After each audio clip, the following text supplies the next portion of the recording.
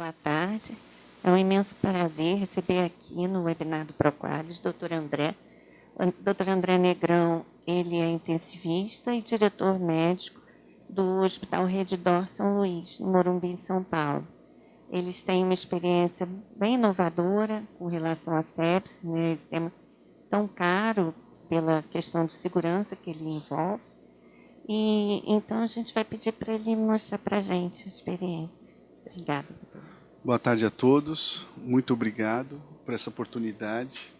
Realmente, a sepsis é um dos temas desafiador, cada vez mais, quanto mais a gente aprende, mais desafiador ele torna.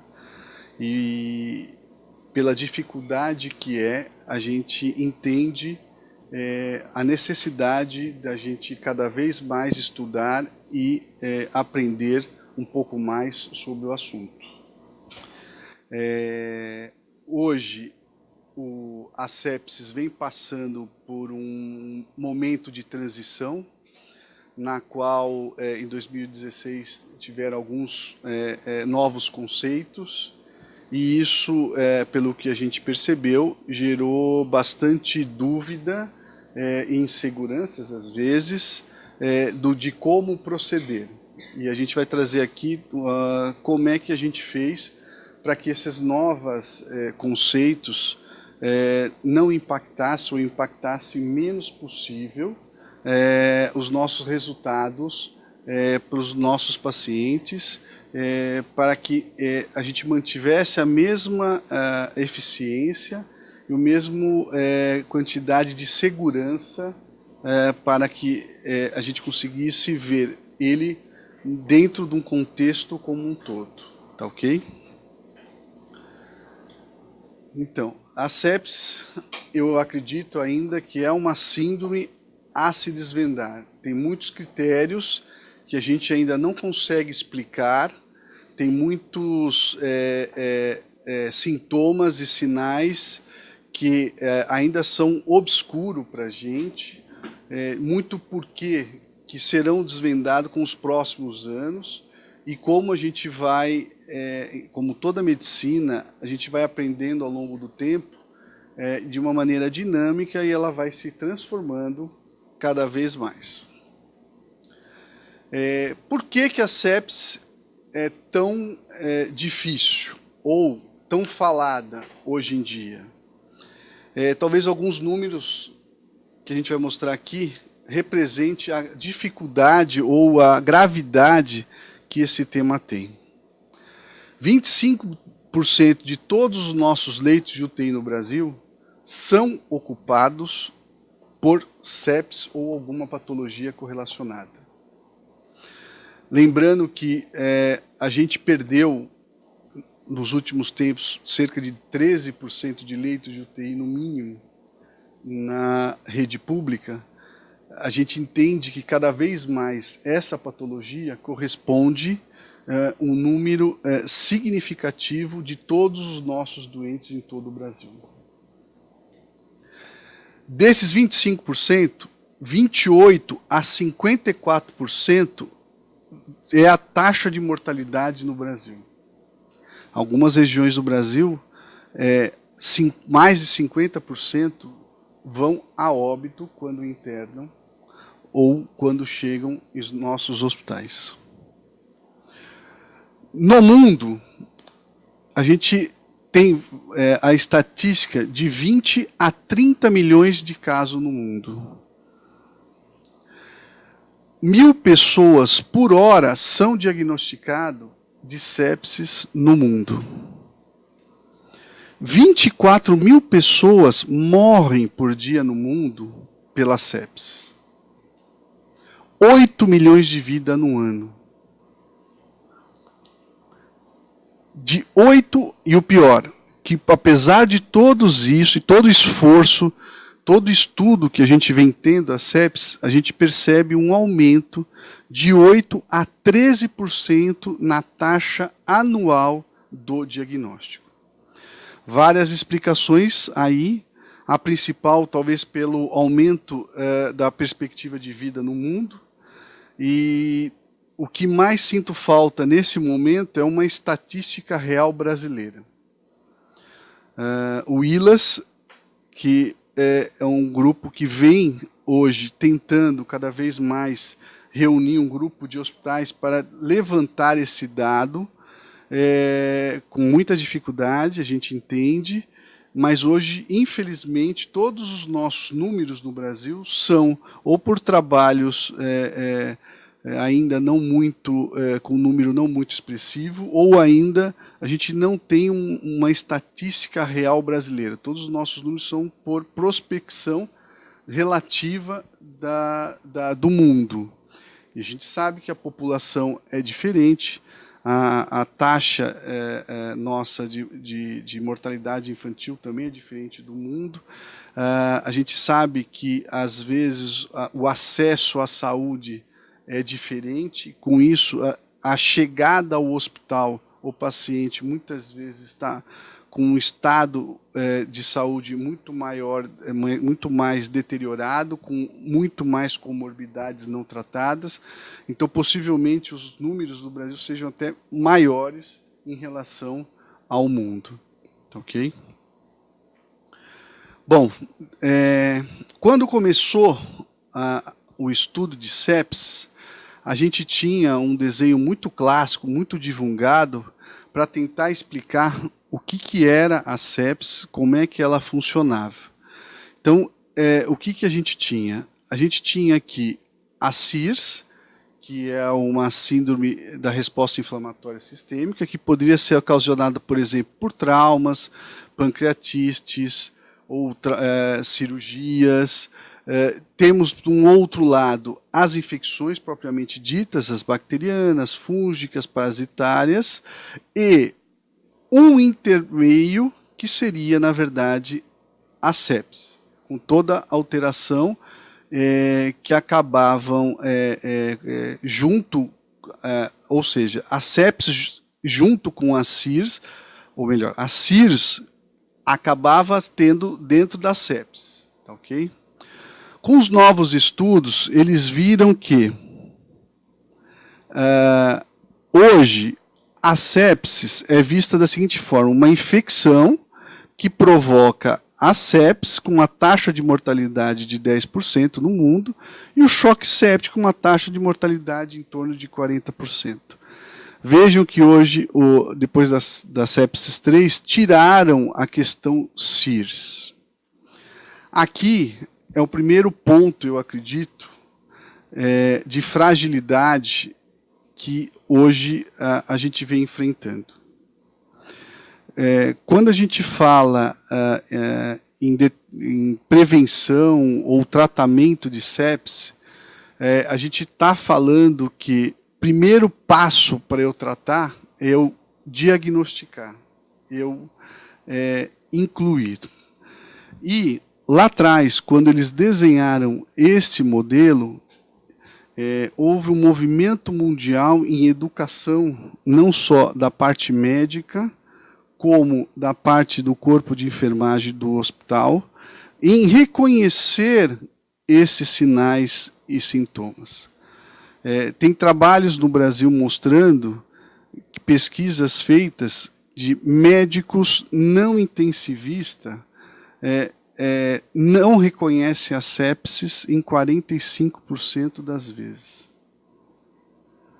Infelizmente, é um dado que, apesar de ser uma patologia extremamente prevalente no mundo, lembrando que hoje, com certeza, ela mata mais do que o infarto, ela mata mais do que o acidente vascular cerebral, mata mais do que o câncer, mas ela ainda não é reconhecida pelo nosso grupo de médicos. Ok? Então, aqui foi tirado o critério de SIRS e colocou-se como uma infecção provável ou diagnosticada, depois uma sepsis e um choque séptico. Então, como é que nós estamos no cenário atual? A classificação antiga, sepsis, na qual não existia uma infecção sem disfunção, e hoje, como é que é? a sepsis só virou infecção, ou seja, não tem a disfunção orgânica. O que antigamente a gente falava de sepsis grave, virou sepsis, que nada mais é que a infecção ou suspeita com a disfunção orgânica. Mais à frente a gente vai falar o que seria a disfunção orgânica. De uma forma independente das CIRS. Aqui eu também, mais tarde, vou abordar como é que a gente tratou essa questão.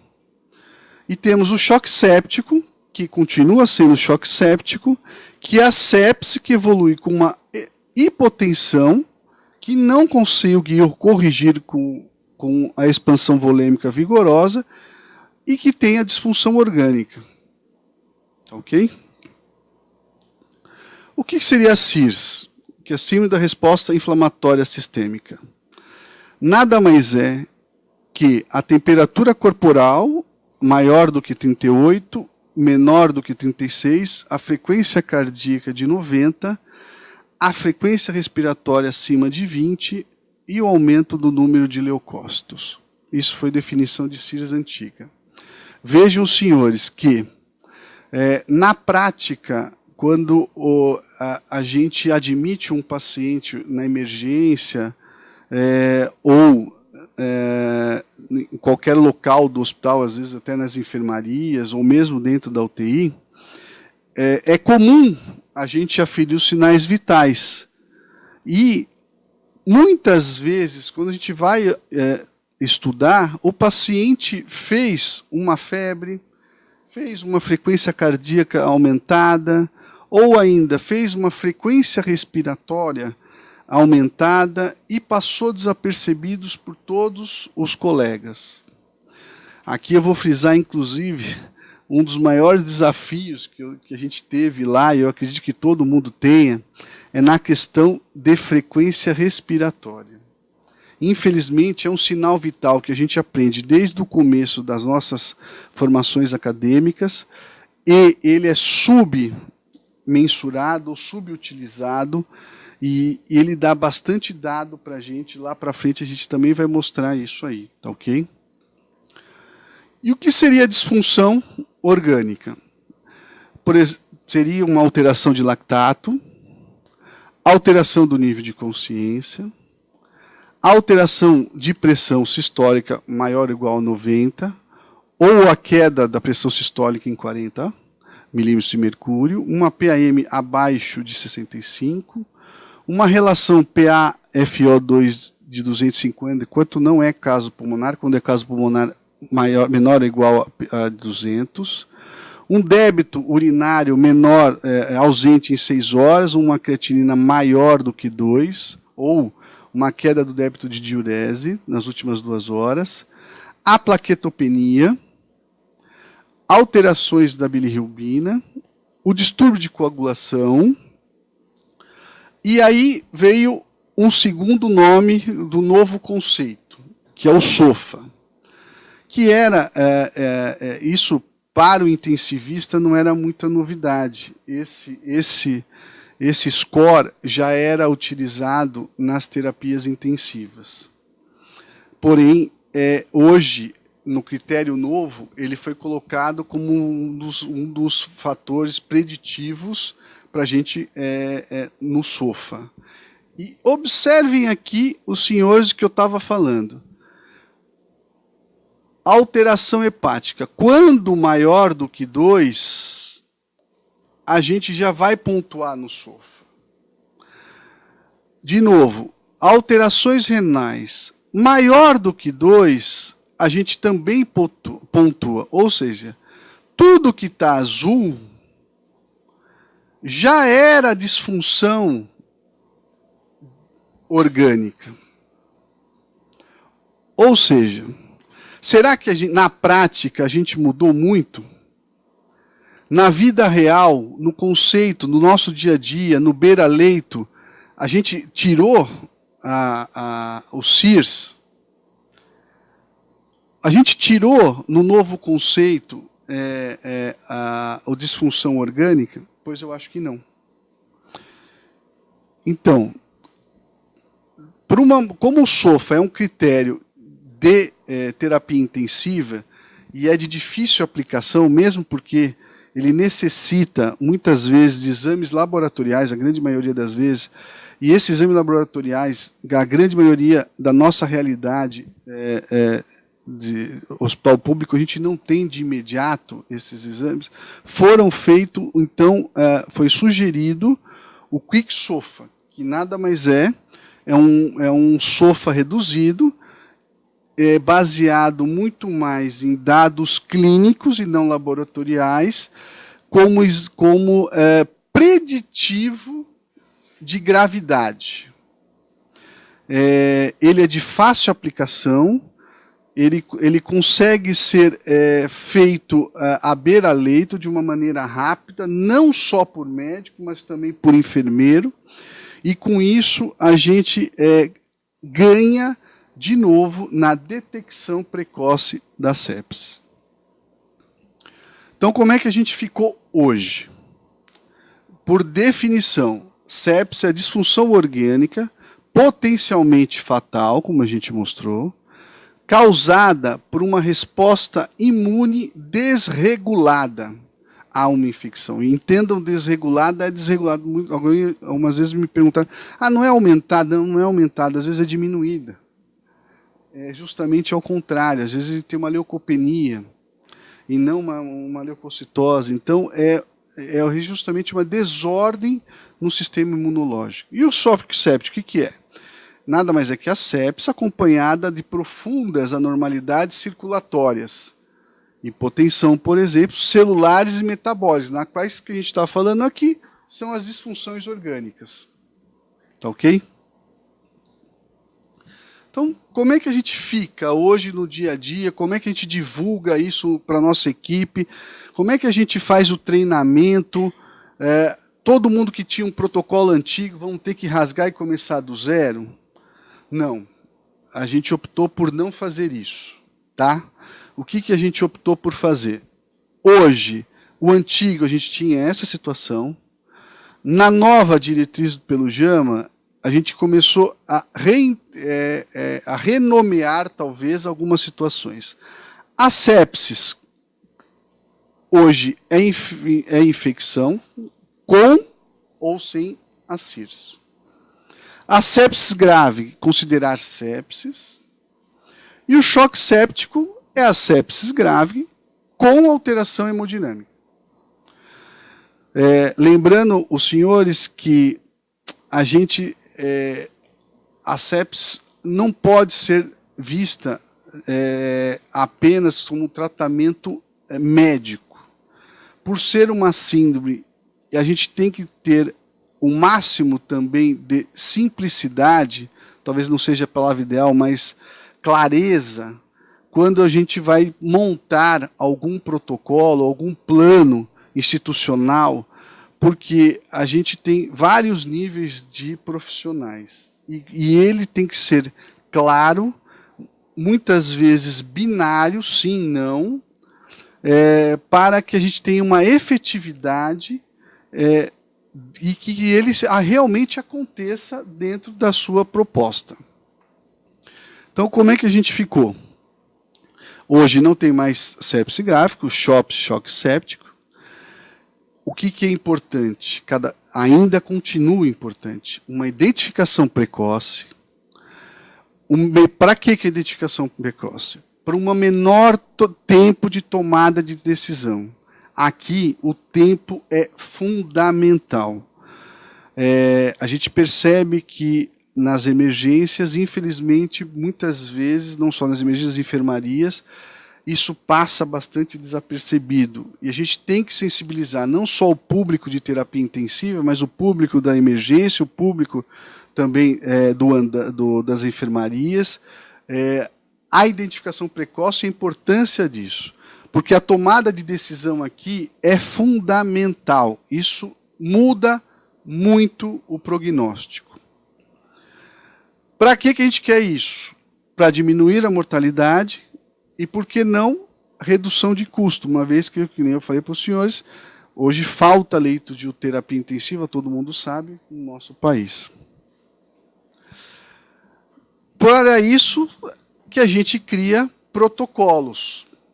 para justamente definir quem são os pacientes elegíveis, como a gente vai tratar esses pacientes, isso baseado numa diretriz institucional, para gerar justamente uma mudança de hábito e de uma educação continuada de todo o corpo do hospital. Quando eu falo todo o corpo do hospital, é todo o corpo do hospital.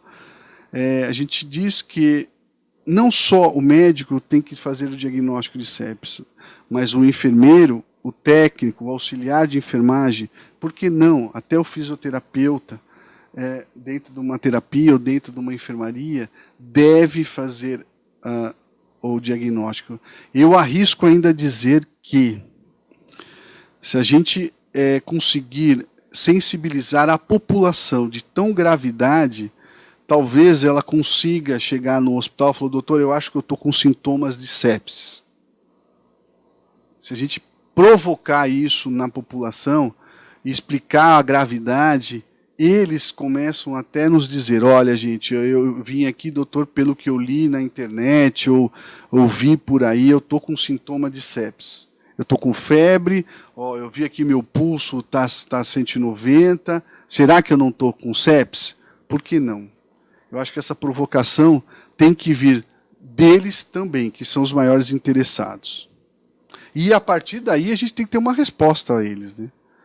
Não adianta ele falar e a gente não acreditar, a gente tem que fazer, né? Quando ele chegar para a gente, a mesma coisa é que a gente tem que empoderar os nossos enfermeiros e os nossos técnicos de enfermagem. Muitas vezes existe uma timidez, será que eu estou certo? Será que é isso mesmo? Será que o doutor vai achar que eu estou falando besteira? Quem vive o dia a dia de hospital sabe que eu estou falando, que isso é muito comum. E não, vocês não estão falando besteira, vocês estão falando a verdade. Se eles têm aqueles sintomas de SIRS, pode cutucar o médico: doutor, esse paciente está com sepsis, o senhor vai fazer alguma coisa? É isso que a gente tenta fazer quando a gente tenta implantar um protocolo institucional. Então, de novo, quando a gente tem uma suspeita de sepsis, ontem era uma suspeita de infecção, tinha a SIRS, a gente fazia o antibiótico rápido, uma hidratação vigorosa. O que acontecia com isso? Isso tinha uma alta sensibilidade. Naquele primeiro desenho que eu mostrei que a SIRS estava junto com a sepsis, a gente pegava não só a sepsis, mas todo o povo dos SIRS e colocava dentro de um balde. E tudo bem, gente. É preferível, sempre falava isso quando a gente estava tentando treinar, eu prefiro errar sempre para mais. Eu prefiro incluir um paciente com SIRS, fazer um soro fisiológico, às vezes fazer, por que não, uma dose só do antibiótico, e depois eu descartar, do que eu atrasar o tratamento desse paciente e ele vir a falecer no final. E com isso, a gente tem uma baixa especificidade. Porém, em países onde existe uma maturidade maior, talvez um preparo maior, não, quando eu digo preparo, não de pessoas, mas também de estrutura. Quando a gente fala da sepsis, que a gente falou em síndrome, mais tarde a gente vai perceber que a gente precisa de ter tanto estrutura física, como estrutura de pessoas que reconheçam ela, estruturas laboratoriais, para que a gente possa fazer cada vez mais rápido o diagnóstico, e isso a gente sabe que não é a nossa realidade do dia a dia. De novo, talvez no interior do nosso país teremos um laboratório para fazer um lactato, uma bilirrubina, que saia aí em 1 hora, como é preconizado no mundo. A gente sabe que isso é difícil, na realidade nossa não. Então, de novo, eu prefiro hoje errar para mais, fazer uma hidratação vigorosa, já iniciar um processo de atendimento da SIRS, do que ter uma baixa desse paciente por sepsis. E como é que ficou hoje? A sepsis, mais o Quicksofa, a gente vai fazer a hidratação vigorosa e o antibiótico. De novo, o Quicksofa é um preditivo de mortalidade. Como eu mostrei para vocês, o SOFA é uma parte do Quicksofa. Ou seja, o que eu estou dizendo aí é infecção com disfunção orgânica. Eu não mudei, eu só mudei a nomenclatura na prática. A gente precisa deixar isso muito claro para os nossos colaboradores que estão sendo orientados, que apesar do nome diferente, a prática mudou pouca coisa. Talvez o que tenha mudado é uma maior liberalidade nos casos menos graves de ter a obrigatoriedade de fazer o antibiótico em 1 hora. E com isso a gente tem uma alta especificidade. De novo, o gatilho de aplicação do Quicksofa ainda é a CIRS. Isso é na prática, tá, gente? Então, existe uma briga grande conceitual em relação a isso, mas no dia a dia, ao meu ver, posso estar enganado, mas não mudou muita coisa. É isso que a gente tenta passar para os nossos colaboradores quando a gente retreinou. Bom, tem diversos modelos de protocolo de sepsis, e eu sempre falo que o melhor modelo é o da sua instituição. Isso depende, como eu falei anteriormente, da estrutura física, se seu corpo está treinado ou não, quanto que você consegue atender o seu... Não adianta a gente colocar protocolos inatingíveis. A gente tem que criar protocolos institucionais personalizados para cada instituição.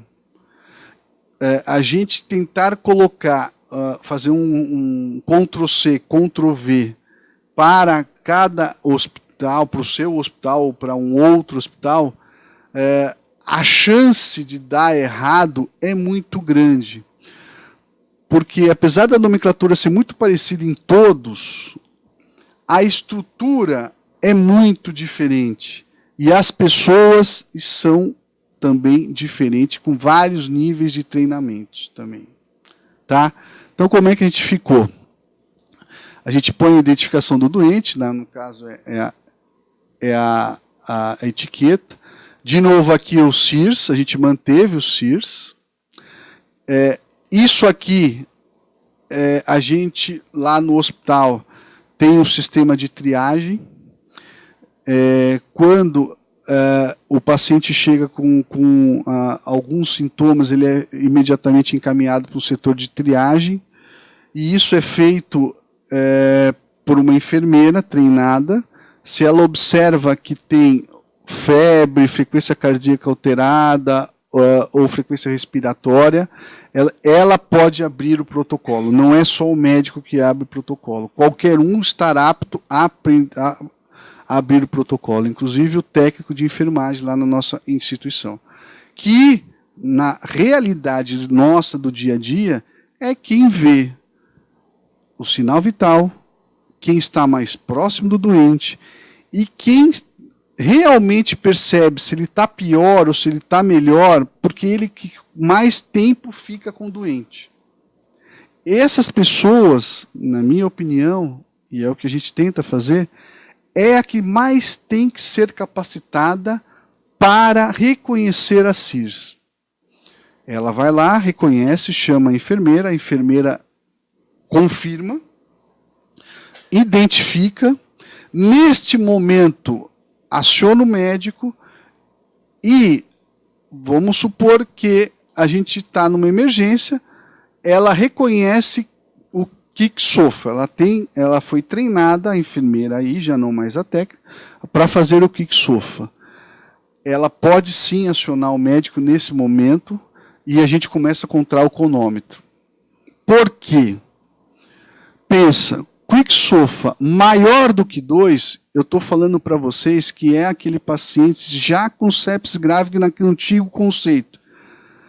Ah, não é? Como é que você sabe? Eu sei, existem pontualmente algumas alterações de disfunção orgânica que não vão alterar.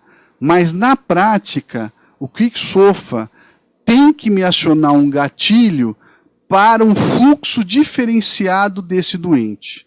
Ele tem que seguir um fluxo mais rápido, mais eficaz, e tem que ter ali uma vigilância maior nesse doente. É isso que esse sinal está nos falando. Tá ok? De novo, então ele coleta o pacote, que é o pacote de urgência que a gente chama, tá?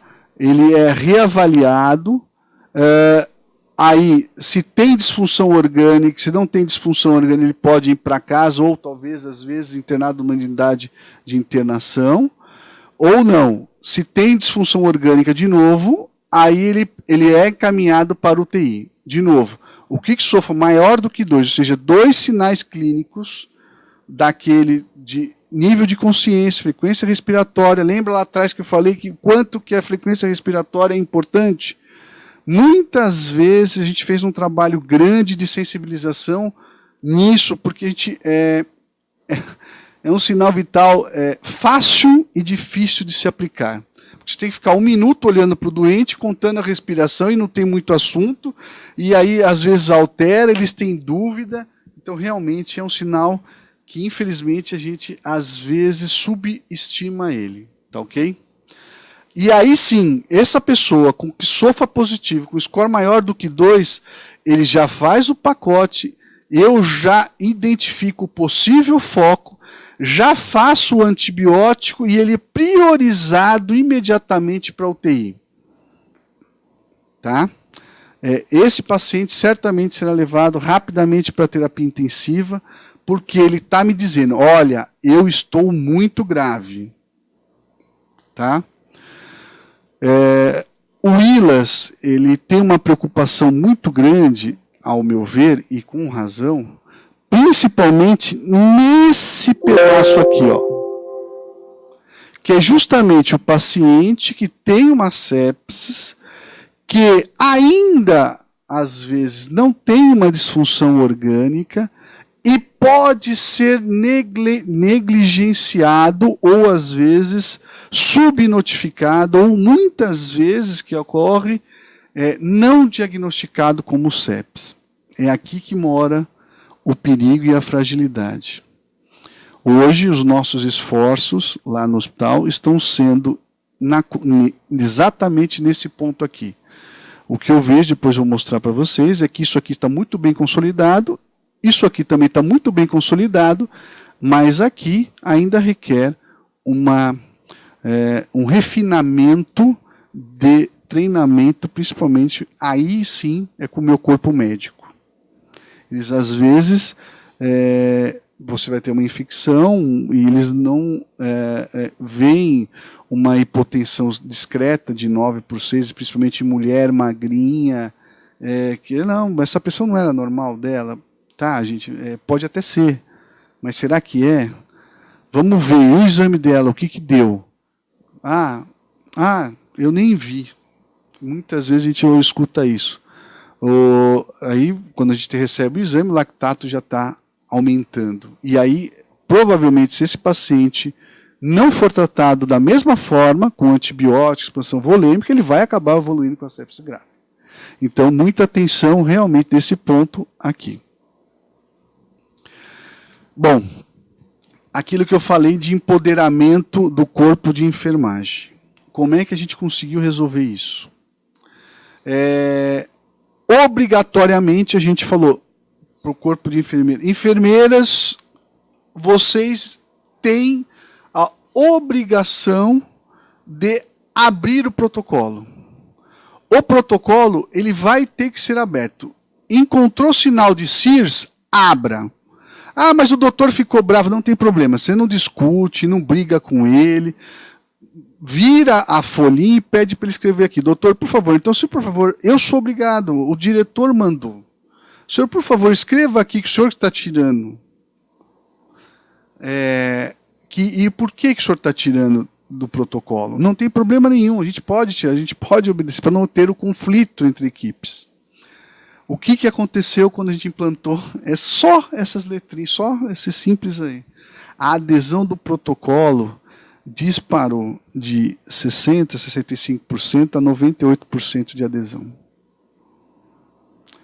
Quando a gente coloca para o nosso colega e isso foi um ponto fundamental, quando a gente começou em 2012, isso aconteceu, essa justificativa a gente manteve, foi em 2013 para 2014, isso foi fundamental, inclusive, para a motivação das enfermeiras. Falou, nossa, na vida real a gente percebeu que elas se sentiram quase que protagonista do tratamento nesse momento. Isso foi muito legal, foi uma experiência muito legal que a gente teve. E no começo teve um pouco de ruído médico, sim, mas depois eles vieram se acostumando. Hoje, eles mesmos, muitas vezes, até hoje eu checo, quando eu brinco que esse protocolo cai quando é sinalizado, ele vai para a minha mesa, inclusive junto com o nosso escritório de qualidade, a gente analisa se o médico realmente estava certo ou não, e o que chega hoje na minha mesa, ele estava certo. Muitas vezes, graças a Deus, a gente conseguiu essa sensibilização. O que vai são muito poucos, mas os que vão, ele estava certo de ter tirado. Tudo bem, então estava certo. E tudo bem para a enfermeira de ter aberto também.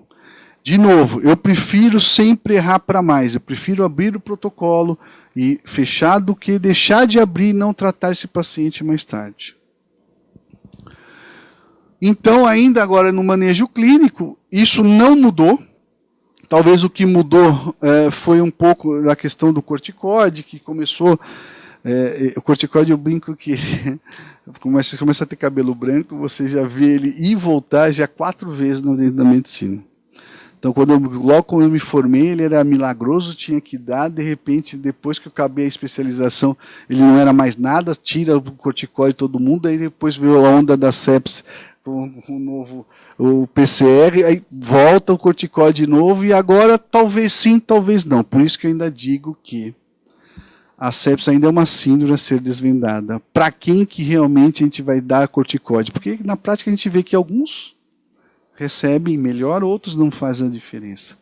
Então, na verdade, a gente não sabe, na verdade, para quem dá. É isso que eu acredito.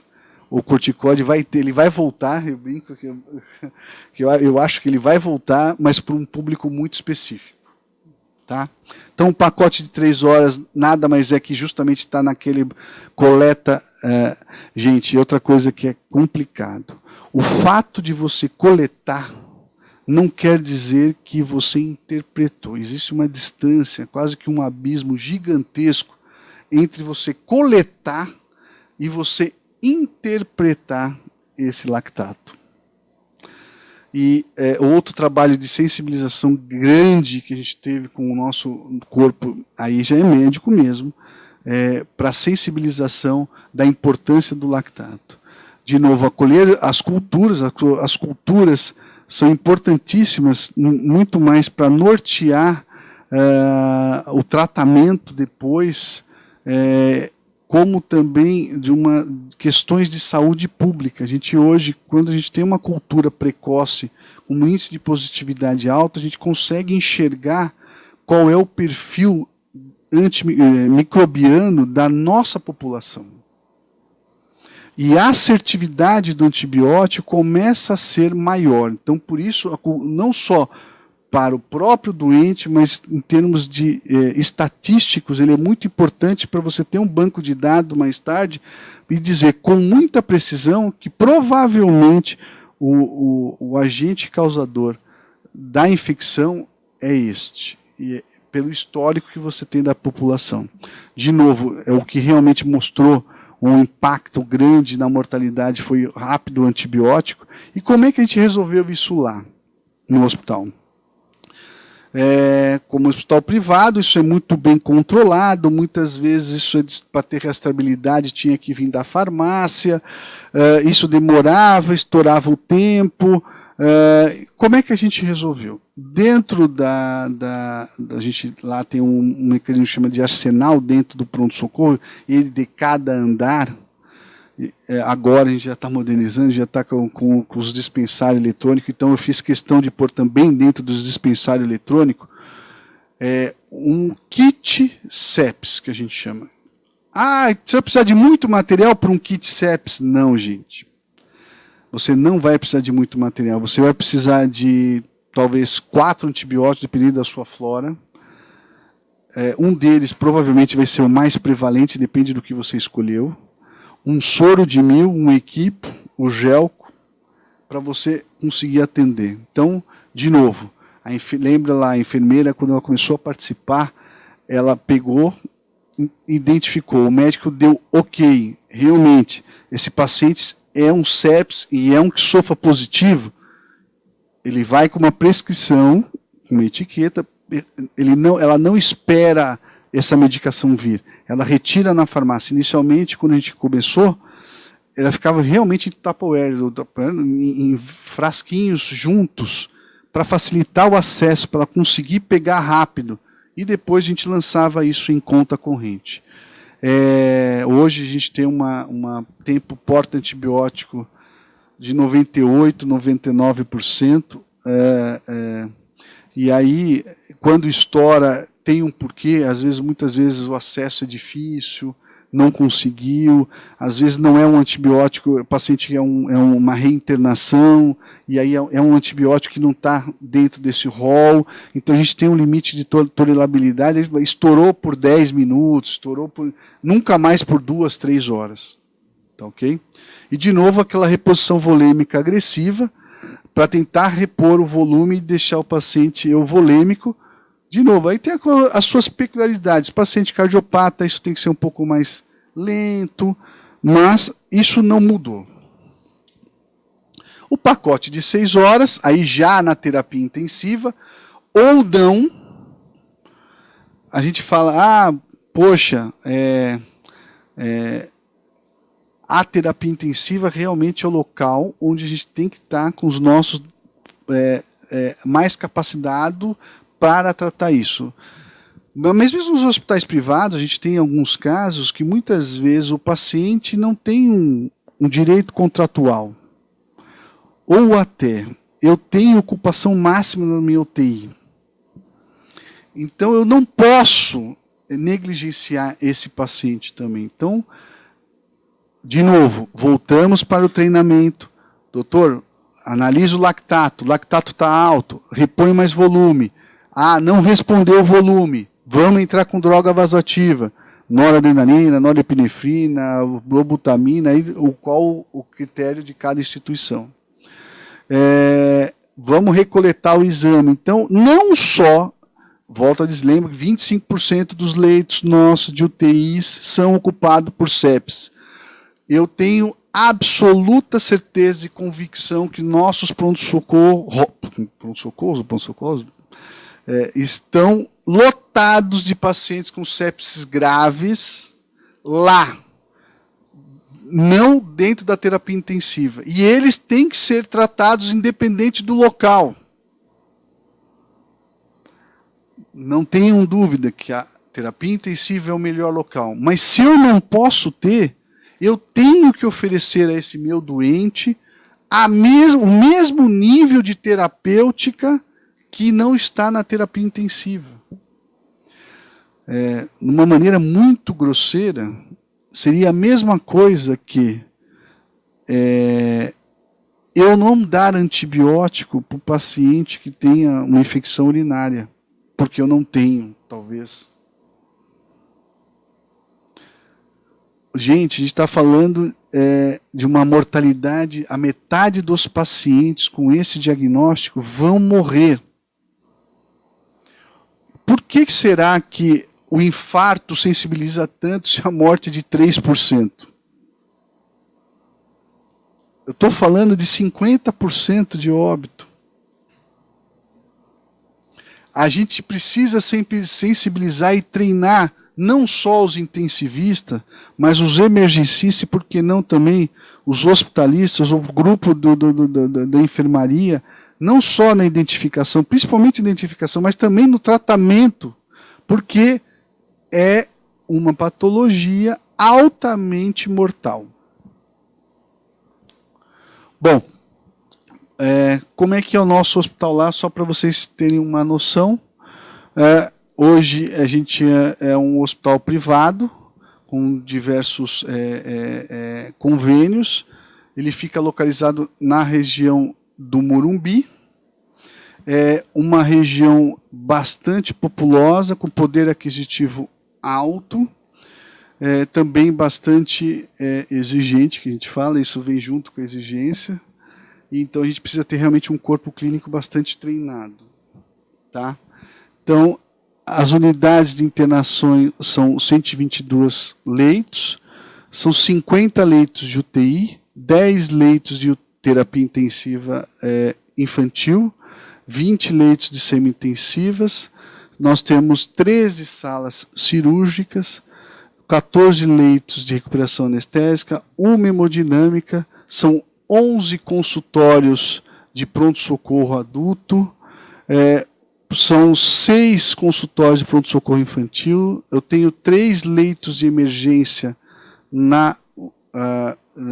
terapia, no pronto-socorro, no pronto-socorro infantil, o repouso, que a gente chama, que nada mais é uma enfermaria de aguardar para internação no pronto-socorro de 11 leitos e 7 na infantil, 2 tomógrafos, 2 aparelhos de ultrassom, uma ressonância, 3 aparelhos de raio-x, 2 ecocardiograma, a endoscopia, colando teste higrométrico. Bom, no primeiro trimestre de 2017, nós realizamos quase 3 mil cirurgias. O pronto atendimento, a gente chegou a 36 mil atendimentos no pronto-socorro, 4.200 internações, e o que a gente chama de pronto-socorro de especialidade seria um pronto-socorro, mas com especialista, com 2.700 consultas. Ali é mais as especialidades neurologia, cirurgia, em si.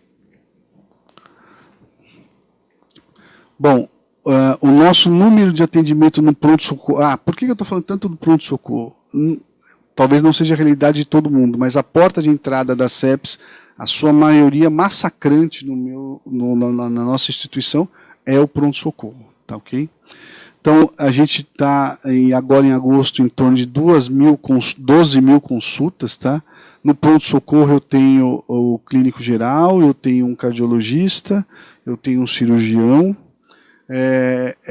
eu tenho 2 ortopedistas, eu tenho um otorrino também, não período integral, tenho um oftalmo também não período integral, e o pronto-socorro infantil também completo. Ok? Esse aí é um motivo nosso que a gente falou de orgulho, porque a gente entende que a gente está conseguindo atender bastante aquela nossa proposta, que é o paciente grave, que é o sepsis, com sofa positivo, lembre-se que sofa positivo é o paciente que já tem possivelmente, mas uma chance grande de ter uma disfunção. O protocolo, ele porta, ou seja, quando a gente fala porta, a gente tem um sistema de totem. Então o paciente chegou, ele apertou o botão para retirar uma senha para abertura de ficha. Então não é o atendimento médico, é totem mesmo. Entre o atendimento totem e a detecção e o antibiótico em 100%. E esse número, eu brinco, pode ser auditado, eu tenho bastante orgulho, ele recentemente foi auditado pela certificação canadense, esse número é real. E aí vem uma coisa bastante interessante do que a gente estava conversando. Quando a gente, de novo, a gente faz esse protocolo desde 2012. E a gente não entendia por que os nossos números eram tão bons em relação ao mundo. Será que a gente era maravilhoso? Não, gente, a gente não era maravilhoso, a gente não é muito diferente do mundo, não. Aqui, eu ainda contabilizava a CEPS e possivelmente dentro dessa CEPS a CIRS. Aí vem o questionamento. Pensando agora por um lado, agora eu brinco, agora eu vou puxar a sardinha para o Jama. Eu estava até agora defendendo o Willas, agora eu vou para o Jama. Será que eles estão tão errados? Quanto, eu estou pensando no hospital privado, que tem um recurso, tudo ok. Quanto de custo eu não despendi aqui? Será que, isso é tudo provocação, dúvidas que eu também tenho, tá, gente? Não é de verdade. Será que se eu manter, eu já não tenho UTI, na vida prática a gente colocava muitas CIRS também na UTI, e dava alta antes de 24 horas, dava alta antes de 24 horas, mas a gente pôs muito. Será que a gente não vai estar ocupando leitos de pessoas que realmente necessitam? Será que o Jama está tão errado aqui? Vou mostrar uma coisa para vocês. Aqui foi quando a gente começou a introduzir o que foi um novo critério. Hoje, eu sei que meu número é muito próximo da realidade do mundo. Tá? Então, de novo, é um desafio, essa patologia é extremamente desafiadora, não só na questão de gestão, eu agora no chapeuzinho de gestor, não mais de intensivista, mas de gestor, mas também como sensibilizar a equipe, como sensibilizar o colega médico, que isso é uma patologia mortal, grave, que ela precisa atenção de todos. Hoje, a nossa taxa de mortalidade, de novo, que nem eu falei para vocês, aí sim já muito próximo da realidade do mundo.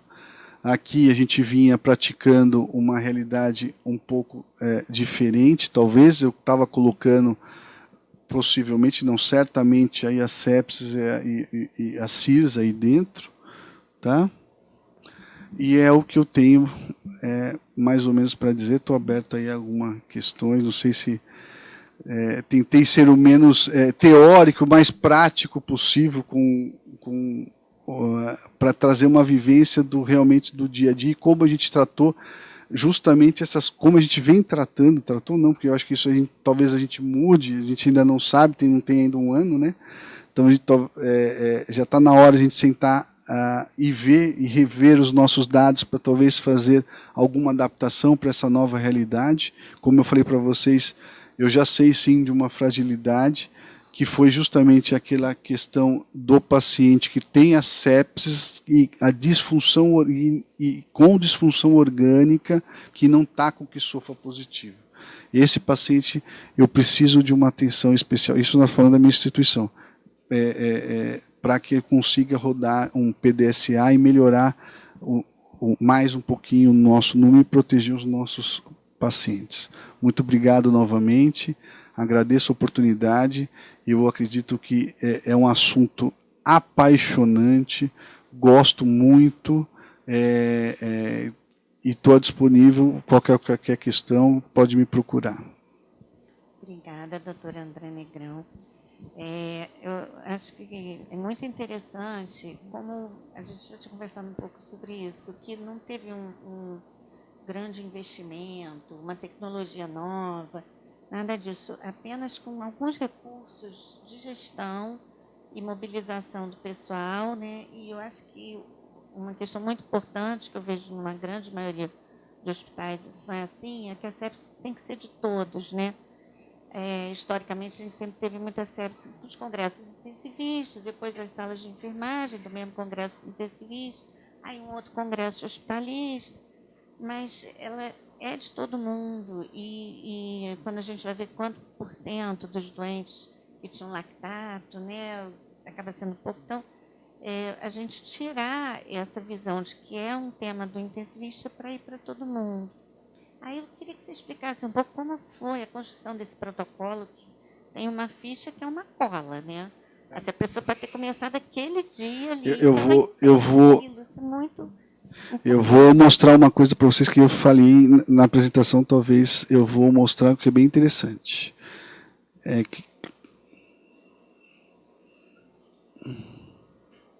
Cadê a fichinha?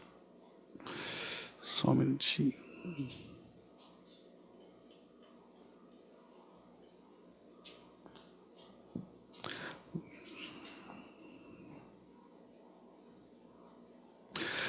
Gente, desculpa, para vocês entenderem. Tudo que for azul, conceitualmente para a nossa instituição, é de todo mundo. O que for verde é de exclusividade médica. Tá? Então, quando a gente construiu esse protocolo, que nem você falou, a gente chamou numa sala o grupo do pronto-socorro, o grupo da terapia intensiva, médicos. Quando eu falo grupo, a gente brinca que a gente tem um binômio lá. O binômio é o médico e a enfermeira, a responsável do setor. Do pronto-socorro, a médica e o responsável, a enfermeira responsável da terapia intensiva, o médico e o enfermeiro responsável da unidade de internação. Começamos a construir. Chamamos todo mundo, explicamos os conceitos, e aí começaram a parte que eu falei para vocês de customização do protocolo. Parece fácil, né? Tá bom, ele chegou lá, a enfermeira triou. Aonde ela vai colocar ele? Na sala de emergência? Ou no repouso, que nem eu mostrei para vocês? Aonde a gente vai coletar esse exame? Porque a gente tem a gente tem uma sala de coleta de exame para quem está fazendo um fluxo. Tá, e quando o médico que fez o diagnóstico no consultório, quem ele chama? A enfermeira? Qualquer enfermeira? Todo mundo está treinado? Não está? Ou ainda? Quando a enfermeira detectou que ela está com sepsis, qual médico no pronto-socorro ela tem que chamar? Quando a gente parece que são besteiras, mas não, a gente determinou lá no pronto-socorro, tem alguns postos, tem um paciente, o médico da porta, tem um médico que fica na observação, tem um médico da emergência, e eu entendo que a capacitação, e a gente tem um número muito grande de médicos, de 100% da equipe, a gente enxergou que era complicado. Ou talvez eu não teria uma efetividade tão grande. Como a gente tinha um grupo fixo de médicos que ficavam na emergência e na observação, uma das opções foi, vem cá, vão conversar com a gente. Vocês vão ser treinados como se fossem intensivistas. E a gente capacitou não só as enfermeiras do pronto-socorro, os técnicos que ficam nesses setores, para que eles tivessem uma capacidade rápida de detecção da doença e uma resposta rápida. Eu não conseguiria, hoje, talvez, uma capacitação de todo o corpo médico.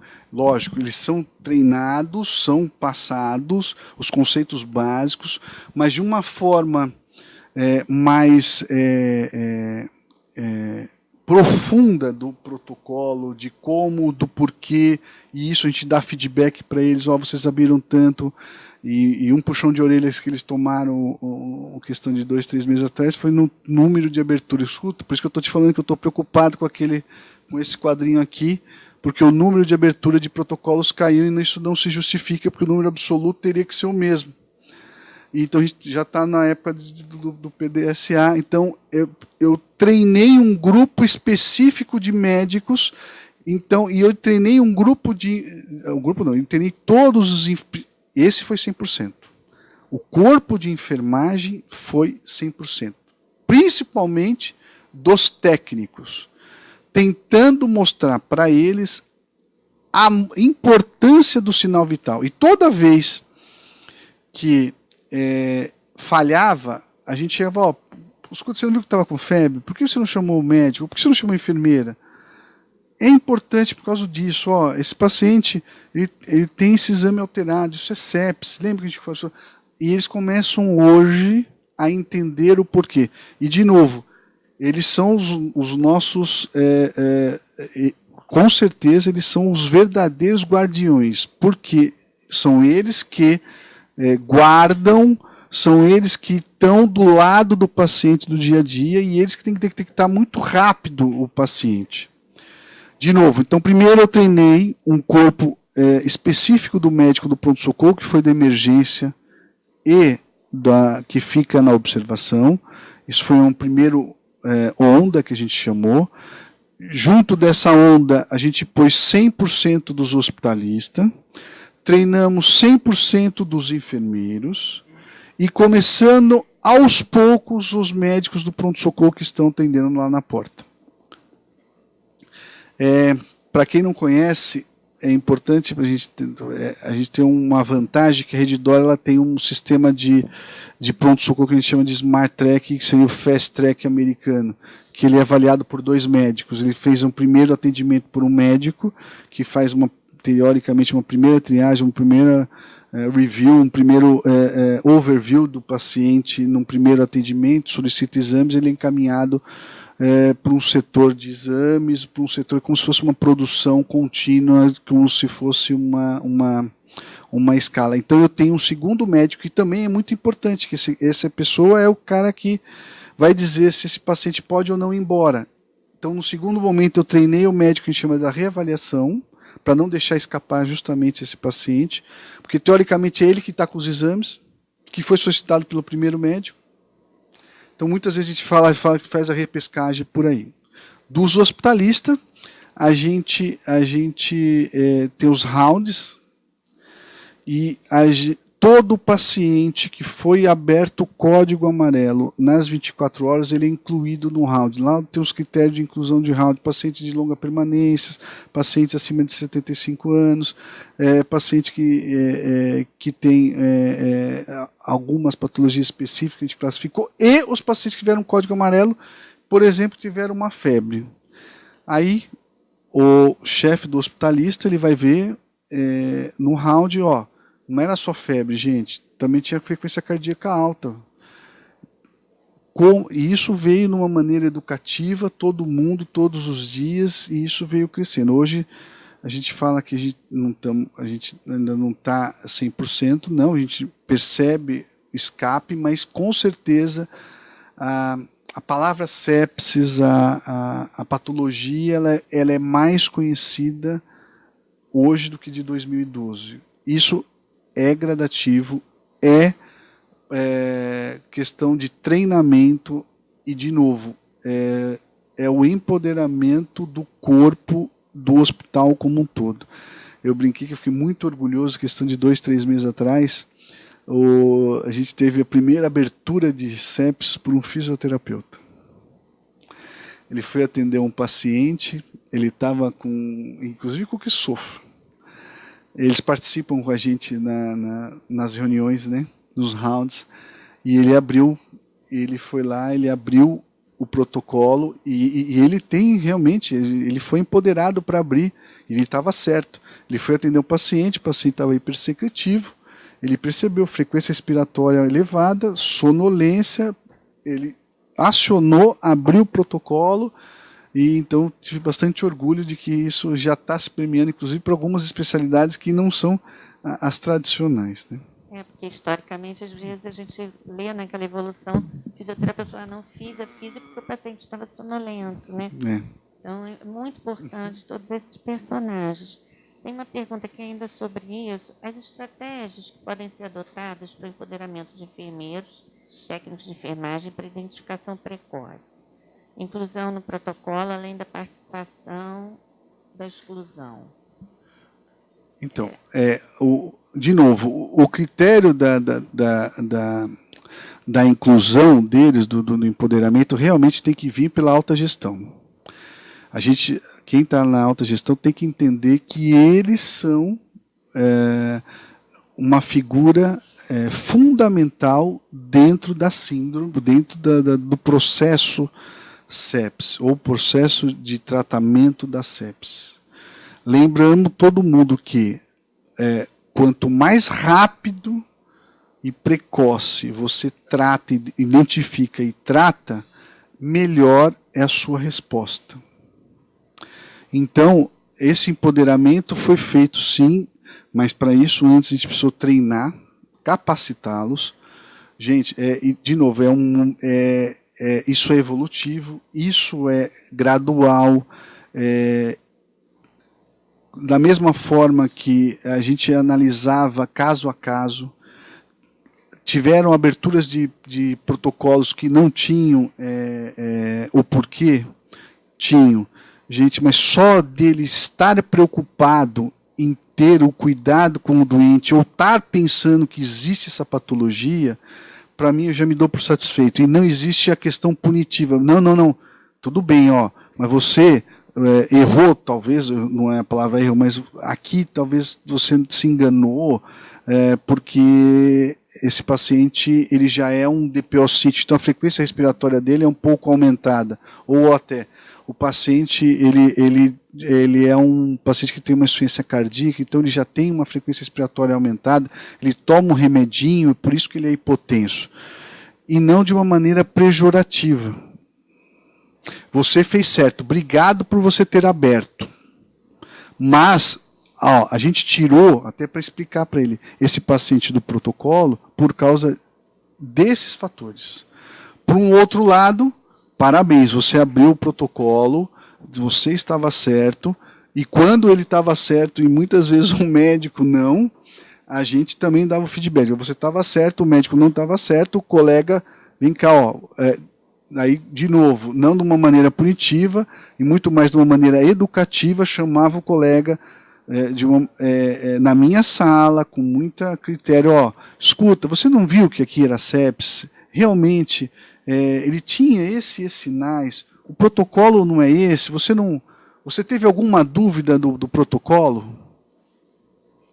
Então, a gente conseguiu, com isso, o empoderamento do enfermeiro, o empoderamento do técnico de enfermagem para esse protocolo. Isso foi um ganho bastante importante, tá? É engraçado que isso também acontece em outras situações, né? Farmácia clínica, no início o farmacêutico começa a falar, o pessoal dá logo um fora. E depois fala, pô, que bom que você viu que eu tinha prescrito essa dose errada, e aí a gente começa a ver a importância de todo mundo junto, né? Remando para o mesmo lado. Aqui tem uma pergunta bem prática. O lactato arterial ou venoso faz diferença? Faz sim. Faz sim. Quem observou aí foi muito bem observado. Por quê? Na prática, você já imaginou que a gente faz abertura de 320, foi um ponto de briga que a gente teve em uma discussão, e como é que a gente resolveu isso? Hoje, vou ser sincero para você, a gente faz o lactato venoso. Não é o ideal. Tá? Por quê? Pensa que tem 320 punções arteriais. A punção arterial, além de muito dolorosa, ela é tecnicamente mais difícil e com isso aumentaria muito meu tempo, inclusive impactando no antibiótico. Então eu prefiro fazer uma triagem grosseira com lactato arterial e se eu ver que tem algum outro sinal, recoletar aí sim. Lembra que eu vou ter que fazer o SOFA, o PA2, PA... Como é que eu convenci aí os intensivistas? Porque eles brigavam, aí eu tive que defender aí os emergencistas. Mas isso aqui é lactato venoso. Na prática, o arterial, se eu for abrir para 100%, agora que eu estou falando da nomenclatura antiga, da sepsis antiga, ou da infecção, a gente já não ia conseguir atingir o tempo certo de antibiótico. Então a gente preferiu no primeiro momento o arterial e aí sim, fizemos o antibiótico, o paciente está com disfunção, fizemos o antibiótico de hidratação, foi transferido para o UTI, lá vai ser coletado o segundo lactato, agora sim, arterial, primeira vez, quando entra, já colhe o lactato, porque eu vou ter que fazer o PA2, o FO2 para o SOFA, eu vou ter que fazer o SOFA. Então, obrigatoriamente, imagine esse paciente, para quem já foi picado arterialmente, sabe o que eu estou falando. Aí eu estou falando da qualidade percebida do doente. Para que eu vou furar ele 2 vezes a arterial? Sendo que se ele tiver grave, vai ter que ter uma terceira, uma quarta, às vezes uma quinta. Então a gente optou, no primeiro momento, de não fazer o venoso. Ponto. Porém, o paciente com que sofra positivo é arterial. Opção que sofra positivo, não, gente, errado, desculpa. Maior do que 2, maior ou igual a 2, ele vai ser arterial. Aqui tem outra questão. 45% dos médicos não reconhecem sinais de sepse. Como enfrentar esse imenso desafio? E aí eu vou aproveitar e complementar os dados. Eu acho que é uma das estratégias, né? Queria dizer assim, porque, não sei, nos CTs que eu trabalho, falam, estamos matando menos do que o esperado, é ótimo. Ou comparado com a Europa, a gente ainda mata um pouquinho mais, comparado com a média nacional, um pouquinho menos. Como é que vocês lidam com isso e se usam os dados para poder sensibilizar? Sem dúvida nenhuma. Um dos movimentos que a gente fez de sensibilização, no começo, quando a gente montou o protocolo, a gente fez um movimento inverso. A comissão de óbito pegou todos os óbitos que tiveram CID de infecção pulmonar, urinária ou sepsis, e retrospectivamente vimos se foi feito o protocolo, se foi cumprido, quando foi cumprido, por que foi cumprido. E esse número realmente não foi bom. E aí a gente chamou a equipe e divulgou isso para a equipe de médicos. Falou, gente, a importância está aqui, a evidência está aqui. O que a gente vai fazer para mudar? Eu errei também de novo em falar. Dentro da construção do protocolo, inclusive, a gente pôs a farmácia clínica. Lembra que eu te falei que a ideia foi dela, da caixinha, com o kit separado. Foi da farmácia clínica. Doutor, a gente poderia deixar separado aqui um kit e a gente cobra o kit, a cobrança do kit é uma coisa imediata, rápida, a gente já sei o que tem? Eu falei, claro que sim. Então, muitas das soluções estão dentro da base ou até da equipe multidisciplinar. Se você buscar a equipe multidisciplinar, as soluções, escuta, como você faria? Teve a enfermeira gestora do SADT, da imagem, do laboratório, também foi muito fundamental na construção desse protocolo. Porque ela me disse, doutor, se a gente besteira, de novo, com baixo recurso, a gente tem aquela folha de pedido de exame. Como é que a gente faz com essa folha, tem um fluxo diferente até o laboratório? A gente pôs uma bolinha vermelha. Sabe, bolinha vermelha, gente. A gente sabe, com uma única kit sepsis. Isso, a hora que eu pus isso, caiu no laboratório, até o laboratório já sabe que esse exame vai entrar na frente de todo mundo. As soluções, muitas vezes, estão com as equipes multidisciplinares e não com a pessoa que vai estudar a parte molecular da doença, né? Então, a parte prática da história é bem isso mesmo. Ainda sobre o laboratório e quanto a essas culturas não negativas, o médico insiste em sepsis. Aquele laudo está acontecendo em 1 hora, vocês têm monitorado também? Sim, a gente tem, esse laudo é sim feito em 1 hora, o tempo, vou te dizer, a gente tem a vantagem da estrutura, por isso que eu falei, a gente tem a vantagem, é um laboratório de ponta que a gente tem dentro do hospital, e quando a gente tem esse fluxo diferente, em 20 minutos eu tenho o exame. Isso é a parte laboratorial. Teoricamente tem a parte pré-análise que a gente chama, que é a coleta e a levar o exame, então ainda sobra 20 minutos para eu errar, eu brinco. Eu consigo sim, em média de 48 minutos no máximo, o tempo do laboratório. Eu sei que não é a realidade da grande maioria, mas sim. As culturas também, por ser um laboratório de ponta, a gente monitora o índice de positividade, de contaminação da cultura, e a gente tem o índice de positividade bastante elevado, principalmente quando a gente está certo de sepsis. Quando é negativo, a cultura não exclui o diagnóstico de sepsis. O diagnóstico é clínico. Tá? Você tirar o paciente do protocolo porque a cultura é negativa é um erro. A gente sabe disso. A cultura te ajuda, de novo, muito mais, às vezes, em descalonar, às vezes, de novo, em ter uma epidemiologia da sua microbiota, do que propriamente dita para aquele doente ali. Vai ajudar sim se ele tiver uma segunda infecção, como é que ele está se comportando, mas obrigatoriamente a cultura não exclui o diagnóstico de sepsis. Aqui tem uma colocação muito interessante do Alexandre Cury. Sou médico no Hospital do Interior do Rio Grande do Sul. Temos alguns exames, mas não lactato. A UTI mais próxima fica 2 horas de distância, quando tem vaga. Qual seria a melhor abordagem? Queria só fazer um comentário que é por isso que a gente acaba matando mais gente do que na Europa, né? Nesses estudos poucos que tem de coorte, não é a melhor tentativa de conseguir dar. E aí talvez seja difícil para ele responder, mas eu acho que aquilo que você falou no início, né? Tem que pecar por excesso, aí vai ter que achar que lactato alto, não sei o que você... Concordo plenamente.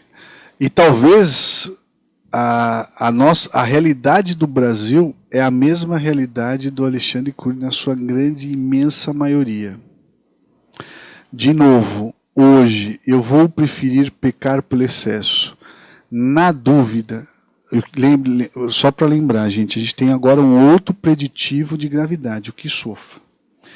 Principalmente se o QSOFA tiver positivo ou maior do que 2, trate como se fosse sepse grave com todo o suporte possível. Eu não tenho terapia intensiva.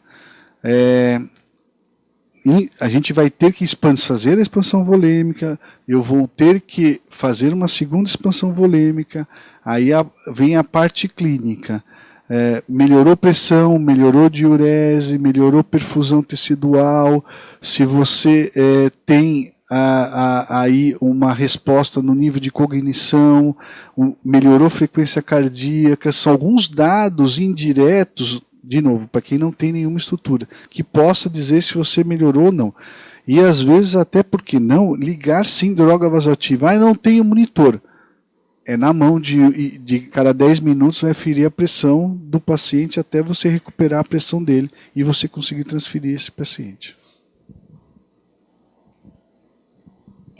O Paulo Oliveira falando, o porta-lactato, porta-antibiótico é usado o tempo do totem o tempo inteiro, né? Nem sempre. Nem sempre. Eu vou te dizer o porquê. Isso foi inclusive uma discussão ferrenha na rede. Porque a gente tenta fazer um porta-antibiótico em 100%. Porém, muitas vezes, o paciente não falou, ele não foi triado, ele foi detectado, às vezes, com 40 minutos depois, lá no consultório do colega médico. Com certeza, esse vai estourar o porta-lactato, o porta-médico. E então a gente tem um nível de tolerabilidade. Se a gente perceber que uma evidência que realmente o paciente, e aí a gente vai tratar isso, inclusive a gente brinca como evento. Por que não falou? Não falou mesmo? Vamos checar. A gente vai perguntar inclusive para o doente. Mas se isso aconteceu, e não é incomum, isso pode acontecer, o médico lá no consultório que fez o diagnóstico, é do diagnóstico de sepsis, o tempo zero é o diagnóstico de sepsis. E no hospital, para o hospitalista, é a partir do diagnóstico e não do sinal vital. A gente padronizou a partir do que você fez a detecção. De novo, retrospectivamente, se a gente perceber que a gente teve falha, ou seja, a gente poderia ter aberto o protocolo antes, A gente faz um movimento de educação daquele grupo, do porquê que você não identificou. Olha, de novo, usando às vezes a falha como educacional para que isso não aconteça de novo. Tem uma questão aqui sobre o estudo da ILAS, a letalidade, né, maior de que 50%. Eu não sei se vocês recebem muitos pacientes com ambulância, coisa assim, não sei. Na minha experiência, a gente vê que, às vezes, o paciente chega sem veia, plaquetopênico, já sabidamente, não foi colhida cultura, não foi colhida antibiótico, e levou 3 horas para chegar. Não sei se lá é isso. Mas, certamente, é isso, né? Esse é o motivo. Então, mesmo num pequeno posto, a pessoa tem que arrumar um acesso, qualquer que seja, fazer toda essa parte das 3 horas, qualquer que seja o lugar, né? Quer falar? De novo, realmente, o ILAS mostrou essa mortalidade de 51% aí, mas é muito variável de região para região, de estrutura para estrutura, e essa realidade que você falou, eu acredito que a grande maioria das pessoas. Eu acho que essa oportunidade que a gente tem aqui hoje de falar, de divulgar, de sensibilizar, é um movimento que a gente deveria ter nacionalmente. Talvez, até por questões financeiras atrás da medicina que a gente fala, né? Pensando por que o infarto sensibiliza mais, será que não tem alguma coisa de interesses secundários, de divulgação por trás, e talvez uma patologia que mata muito mais, não tanto? E aí, nas nossas novelas não tem ninguém divulgando, escuta, olha, eu tive uma sepsis aqui, e talvez, por que não, a gente começar a divulgar para a população como um todo o que é. A gente fez esse ano, eu vi bastante interessante, o ILAS, ele fez um folheto educacional a gente usou lá na nossa, foi muito, e eu acho que é por aí. Eu acho que o nosso futuro é a nossa população.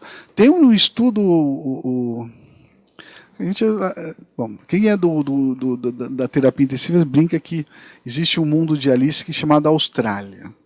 Mas tudo na Austrália é muito melhor. Mas lá na Austrália, eles são muito sérios, tudo bem, mas o número deles são excepcionalmente melhores. E um dos dados que a gente percebe é essa questão populacional de conhecimento sobre o assunto. Talvez a gente só vai conseguir vencer essa patologia a hora que todo mundo conhecer o assunto. Todo mundo, eu digo, população, corpo do hospital, enfermeiro, técnicos de enfermagem, administração. A gente está tentando agora, na recepção, dando aula para eles sobre a sepsis, tivemos agora na campanha, a gente incluiu eles justamente por que ele faz aquela pergunta, por que existe aquilo na pergunta. Eles não sabem, simplesmente faz de uma maneira mecânica. Então a gente apresentou para eles o porquê disso, e eu acho que a hora que a gente começar a provocar isso na população, nos nossos profissionais, isso vai melhorar.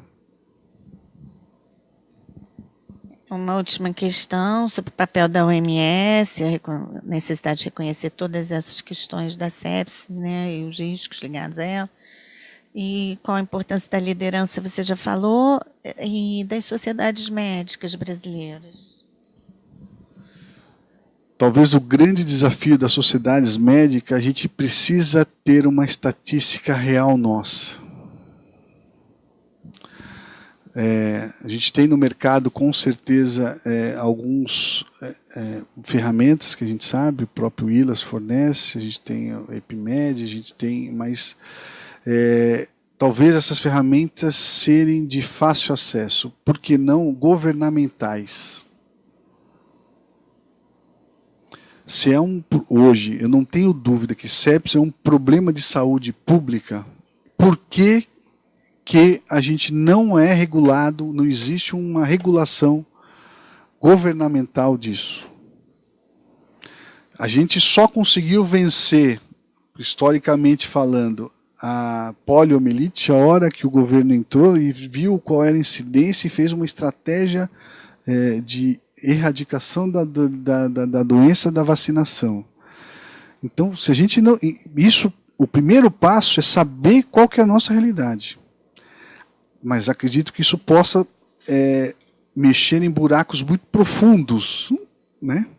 Então, não sei se existe um interesse, mas só conseguiremos vencer isso se eu tiver uma coisa regulamentada, isso de uma maneira oficial, porque hoje nossos dados são todos preditivos pelas estatísticas internacionais.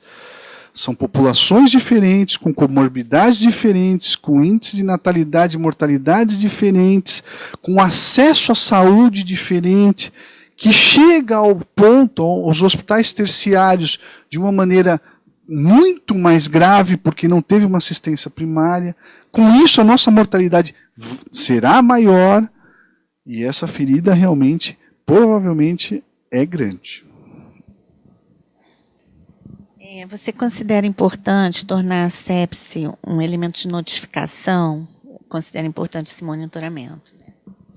Eu acredito que sim. Talvez a nossa grande virada vai ser quando a gente tivesse isso como uma notificação compulsória, como todas as patologias que a gente tem hoje em dia. Ela deveria ser. Tem mais alguma pergunta, meninos? Então, vamos encerrar por aqui. A gente queria agradecer muito, doutor André, foi uma oportunidade ímpar e acho que fez mudanças em todos nós na forma de ver essa importante patologia. Obrigada. Eu agradeço de novo. Essa patologia é uma patologia irritantemente apaixonante. De tão desafiadora que ela é.